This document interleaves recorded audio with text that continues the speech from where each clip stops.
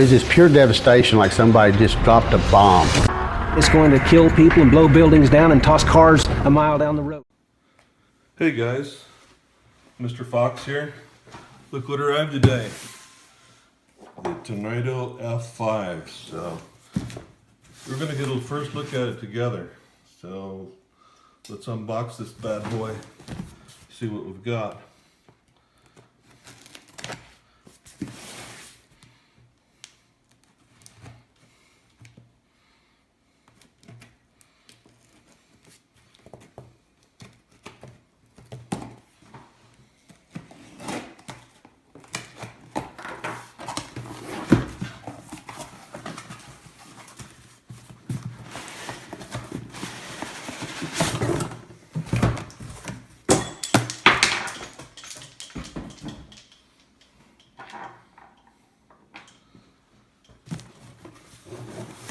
Alright, so pretty nondescript cardboard box, I'd say.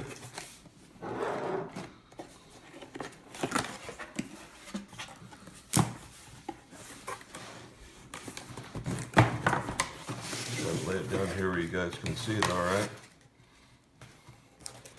Looks like it's pretty well packed.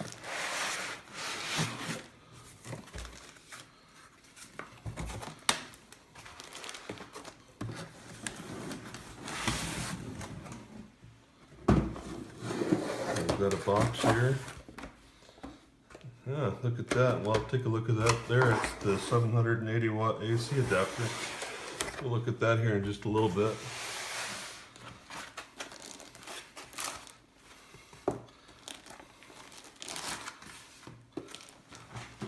So that's well packaged, preventing any damage. That's nice. So this is the first time I've seen this. I've only seen it in photos, so I'm excited about it. It's pretty sweet looking. I'm surprised how light this is. It doesn't weigh very much at all.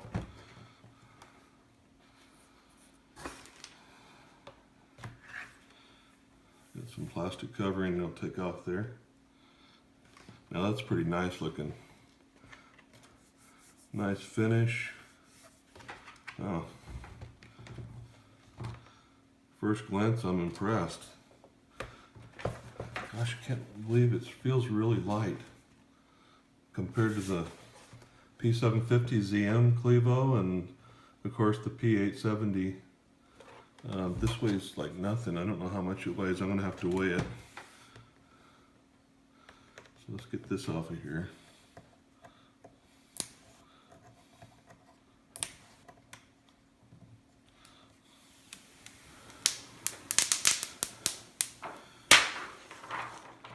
Wow, that's nice looking too.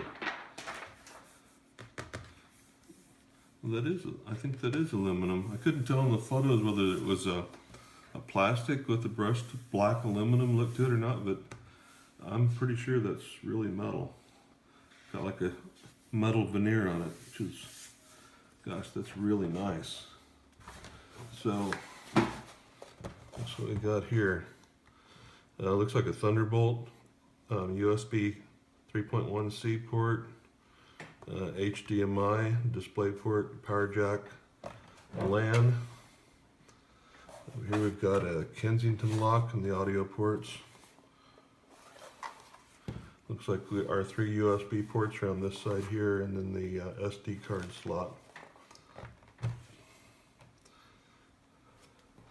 So let's I'll turn it here so you guys can see it. Let's turn it on and see what it looks like.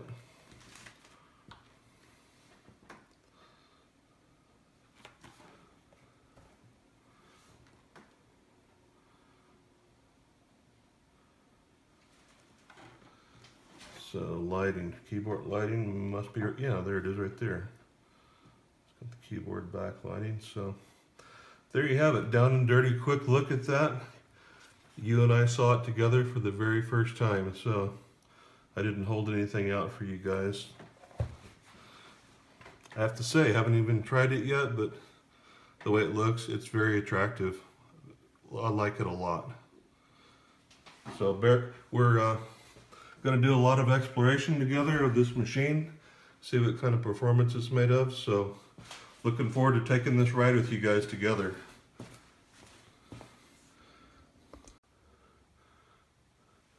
Okay, let's take a look at a couple other things real quick. Literally, I haven't used this machine at all, just unboxed it, so.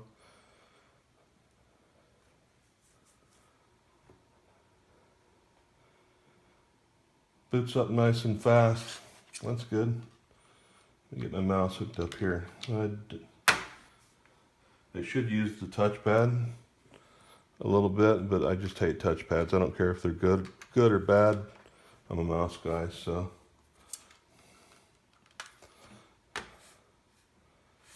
Screen looks good. Let's see if the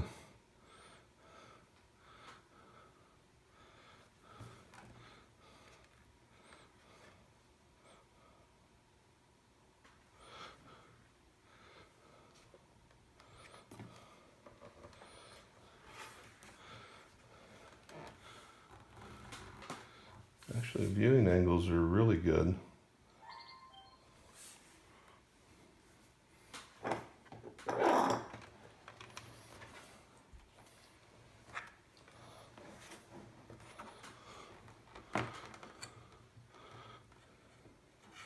Yeah, that's great viewing angles.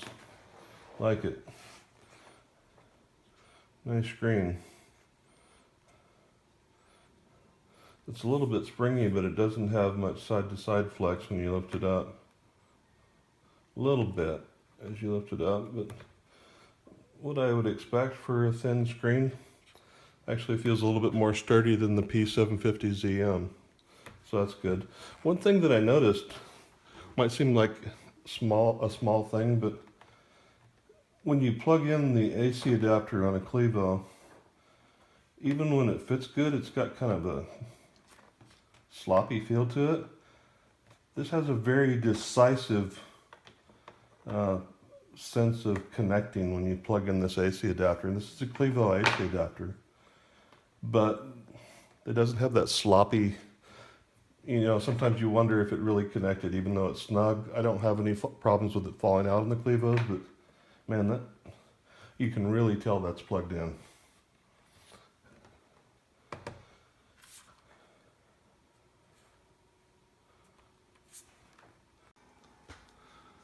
Let's say, okay, so just poking around here in the stock BIOS.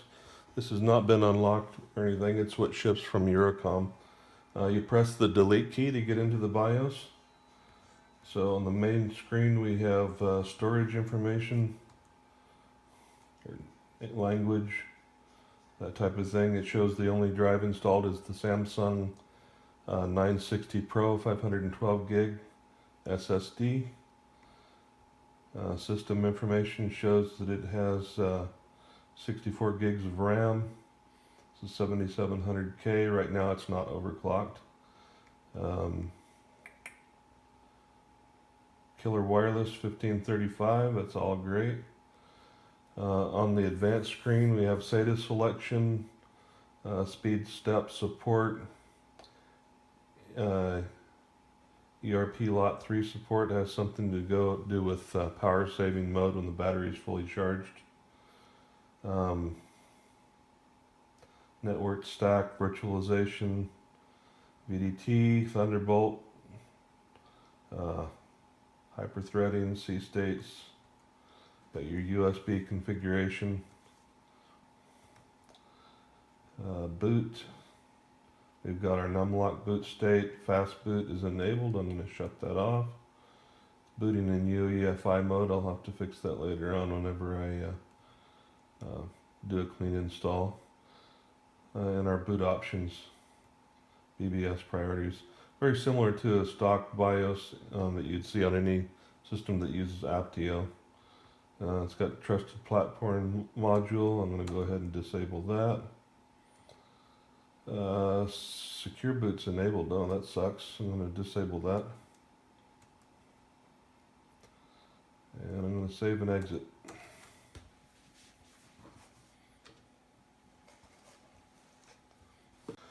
This comes with a nice little keyboard configuration utility.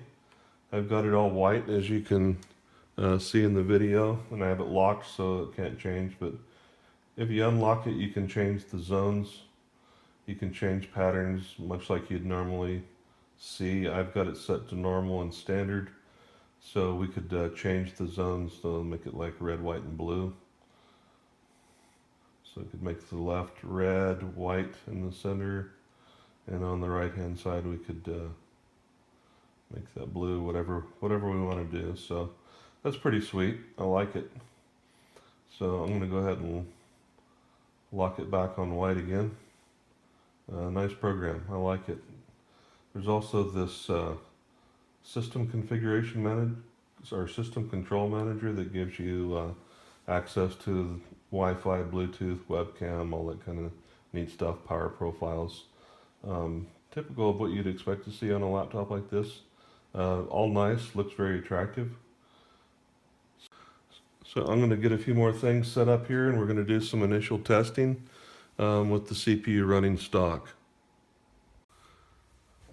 Okay, I've set up a few more things and got Windows basically where I can tolerate it, with start is back and arrow glass and all that kind of stuff, so that it doesn't make me want to puke. So what I wanted to do now is just run a few benchmarks stock to let you look at how this thing runs, especially the CPU. I want to give you a look at some thermals and maybe a little bit on the noise level, which is actually very good.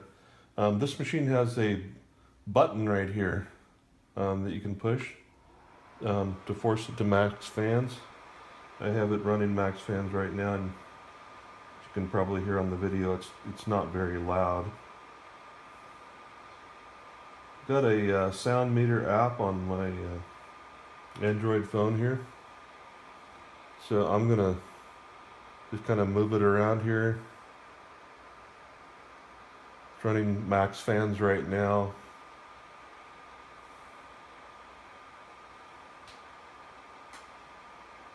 It's really not loud at all. My voice is like 74, 75, 77 decibels.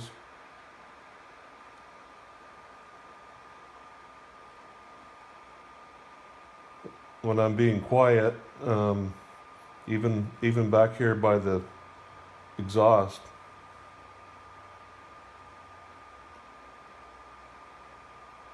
looking at around 55 decibels, so that's actually pretty nice. Quiet machine. So anyhow, let's. I've got hardware info 64 loaded up here. So out of box experience, other than my cosmetic tweaks, what you can expect with one of these little monster books. It's running 4.5 gigahertz on one core, 4.4 on the other.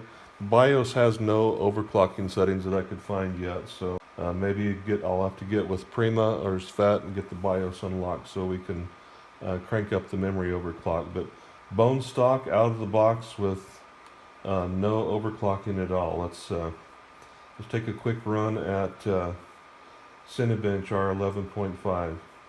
Again, I have it on max fans. Let me go ahead and I'll put it back on auto fans. We'll see how hot it gets without running max fans.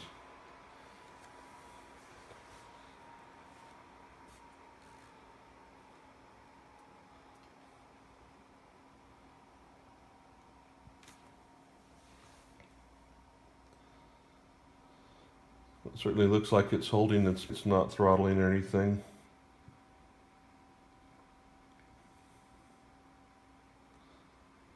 The fans have not come on that I can hear.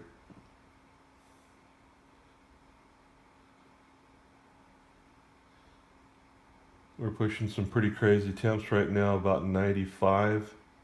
Yeah, 95 was the core max.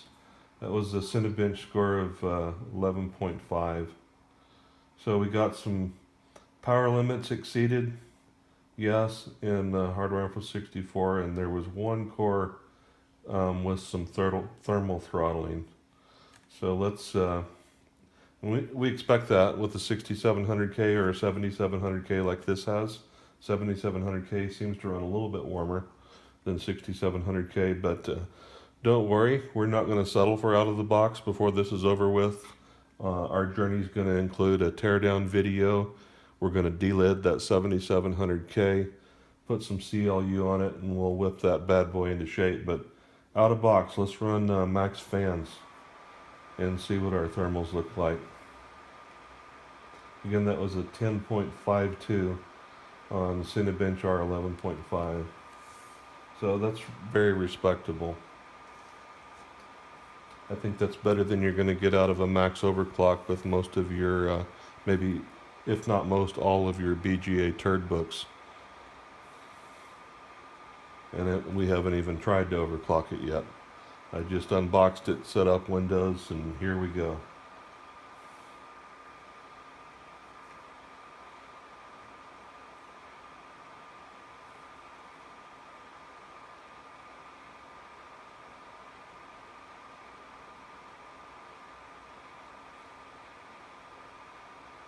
So 10.52, and our max temp there was 96. So running max fans didn't change any thermals.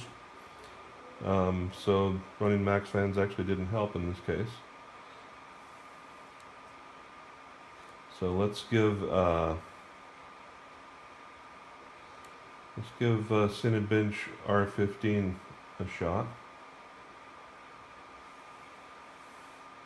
See what kind of score we get.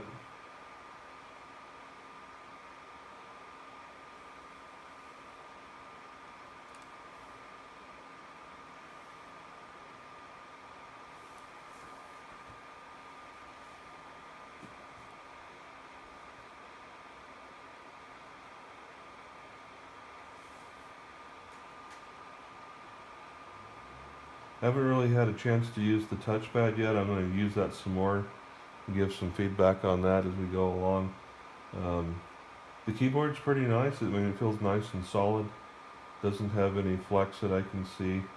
It'll take me a little bit of time to get used to a chiclet keyboard and the short key throw. I'm used to my other keyboards with a nice deep travel and more of a tactile feel. But it does feel, overall the machine just has a very high quality feel to it. So that was a 947 Cinebench with the core max of 95 degrees. So not the greatest, but about what we'd expect without a D-lid, just running some ordinary thermal paste. So actually not bad. I'm impressed. That's as good as my larger SLI machine did with the 7700K without a D-lid. So no surprises there. So let's do a quick W prime 32M. See what that looks like.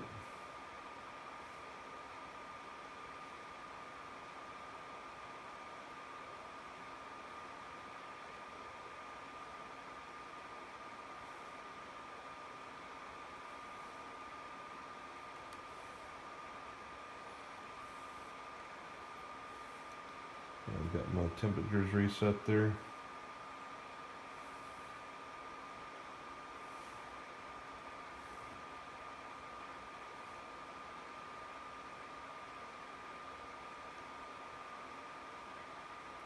So 4.871, and we had a core max of 87, so not bad, actually about what I'd expect. So I'm going to spend a little bit more time getting acquainted with this machine, come back and share some more things with you, and we'll start doing some overclocking.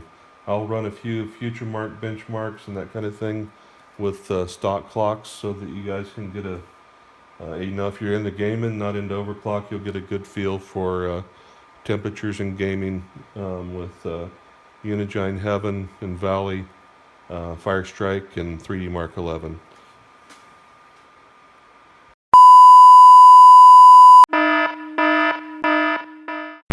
Okay, stop. You guys saw those temps. They were crazy. I had to stop and delid, put some CLU on, and I have a video upload of that. So after delidding, as expected, we saw a noticeable drop in temperatures, and with further tuning, we dropped them even more. It was interesting that I was able to overclock cooler at 4.7 gigahertz with optimal settings than running at stock with default BIOS settings and stock voltage. So we saw some nice increases in Cinebench R11.5 as well as Cinebench R15. Some healthy increases there as well as healthy improvements in the temperatures. Across all the future mark benchmarks with some moderate CPU and GPU overclocking, we saw great scores with uh, Time Spy, Firestrike, Skydiver, and 3D Mark 11. So this sucker is an awesome little beast. I think you guys are going to like it. And these graphs I will post in the thread in the review so you can look at them a little bit closer since we're blasting through them really fast right now. Also with Heaven benchmark as well as Valley benchmark saw similar improvements, although not quite as pronounced as the more aggressive benchmarks. So the final verdict is I haven't even started trying to overclock much yet. I'm using less than stock voltage, and this thing is a monster.